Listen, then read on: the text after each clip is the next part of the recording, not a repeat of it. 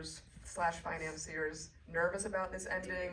Were you pushed to try and change it? I'm like, it's such a bold and unapologetic ending that left me like giddy with vengeance, and it feels like a rarity that especially a first-time filmmaker would be given that much trust with an ending like that. Well, I mean, to answer the first part, I knew the ending before I knew the beginning of the movie. For me, like, it always had to escalate to that place, because, like I said, I set out to make a thriller about power dynamics on the ugliest level. So for me, it always had to escalate to sexual assault, because ultimately, you know, sexual assault isn't about sex; it's about power.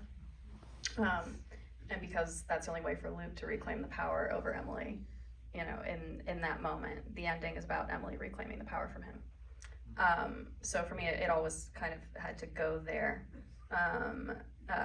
But I will say, you know, it's like almost like it's almost like the scene didn't have to get violent if he had shown one sliver of accountability. You know, like, she tries to use her words, but we've seen, like, this is a man who refuses to be held accountable on any single level, you know, and refuses to face his own failures and his own weaknesses, and that's what's caused so much pain and destruction, not just for her, but for himself as well. But I would say ultimately, like, the violence is just a means to getting him to face that thing that he's been running from. And for me, the whole film really builds up to the moment where she gets him to say, "I'm nothing," and finally face that. And you see, and Alden's performance is so incredible when he just breaks down in that moment. And that's like the first release of the whole film.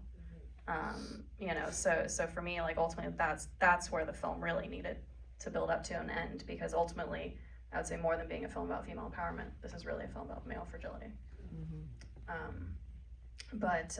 Yeah, and then in terms of my team, I was really lucky. I met the right people right away. I have amazing agents, and they just knew who to send it to. They knew who would get this movie. So my agent sent it to MRC and T Street. They read it within a day. They said, "I want to meet with her tomorrow." And I was actually shooting on a show. I was directing Billions at the time, and they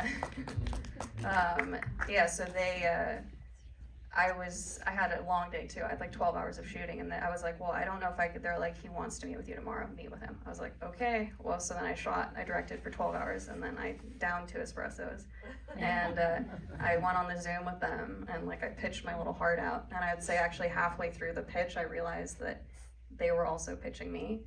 So it was like my body language went from like this to this. But it was because, like, they really got it. They really, like, loved the script, and they were as set on making it as much as I was. And there was never, it was interesting, we talked about the sexual assault scene. Actually, that was kind of more the scene, because I mean, you can't really talk about the ending without talking about that scene. Bry Adler was like doubled down on it. He was like, it has to, like, this is the only way for this movie to end.